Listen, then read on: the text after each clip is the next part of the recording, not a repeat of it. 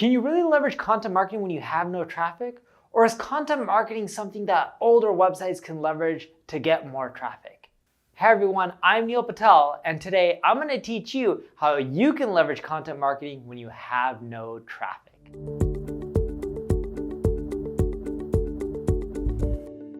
Before we get started, make sure you subscribe to this channel. If you're on YouTube, click the alert notification.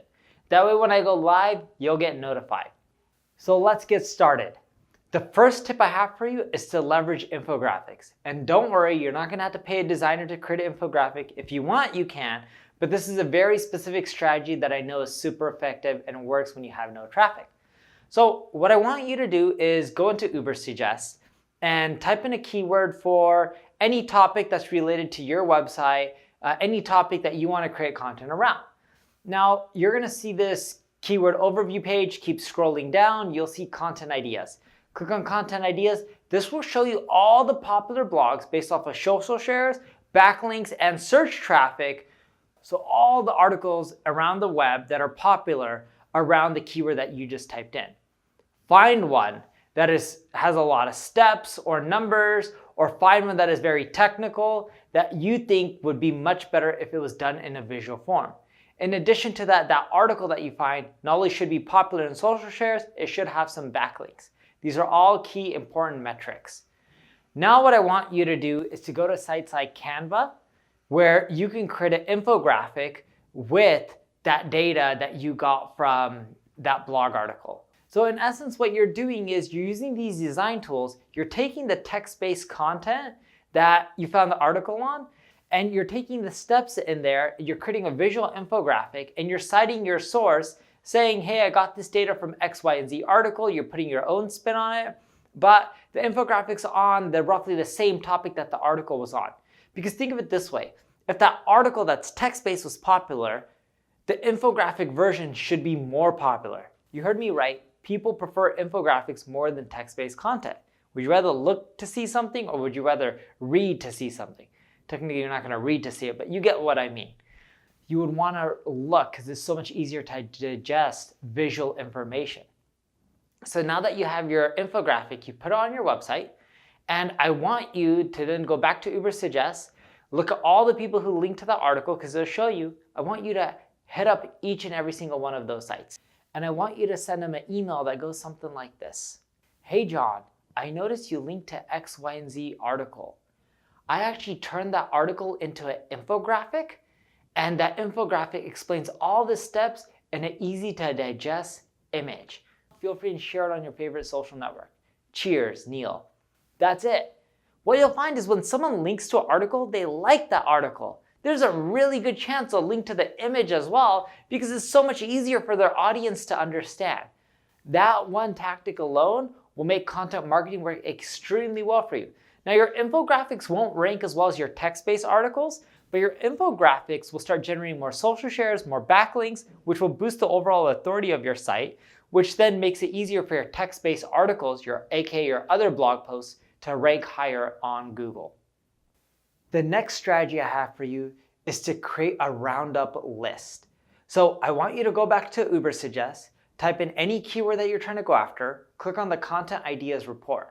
This will show you all the popular blog posts in that space. Let's say it's on web design, and that's a keyword that you put in. It'll show you all the popular articles that talk about web design.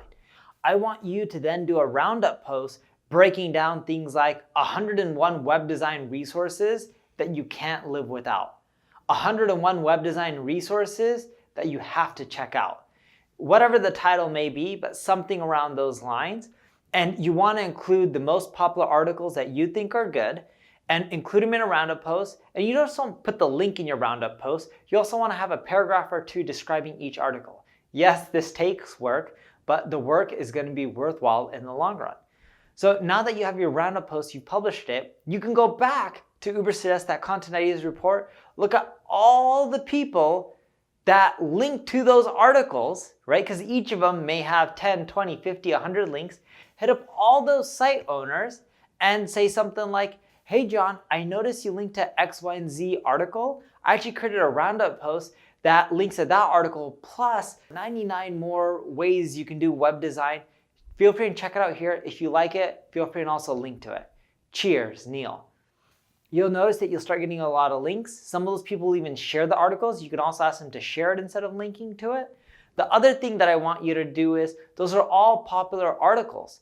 Email out those site owners who have published those articles and ask them to share your content as well. The last tactic I have for you is leveraging Q&A sites. And it's not in the traditional way where I'm going to tell you to post on Quora. Instead, I want you to go to Quora and find all the popular articles within your space. Once you find them, you'll notice, oh, these are what people are talking about on Quora. These are the questions they're asking. Here are the responses people are leaving. Here's what's most popular. Here's what's getting the most votes. That'll tell you all the long tail phrases that you should create content around. I want you to go to Answers the Public, and on Answers the Public, I want you to type in the head terms. It'll also give you all the other questions that people are searching for. So now you have Quora data plus data from Answers the Public, and you combine them, it'll give you data on topics that you should create content around.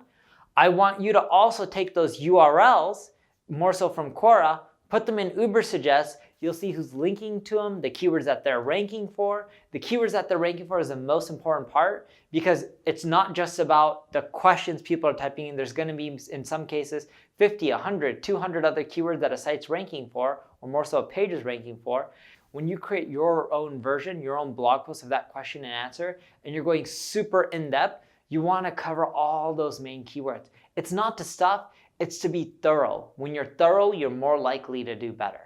Now, of course, once you publish the content, you can leverage some of the other tips and techniques that I mentioned in this video, like emailing people, asking them to link to it, or emailing them, asking them to share your content.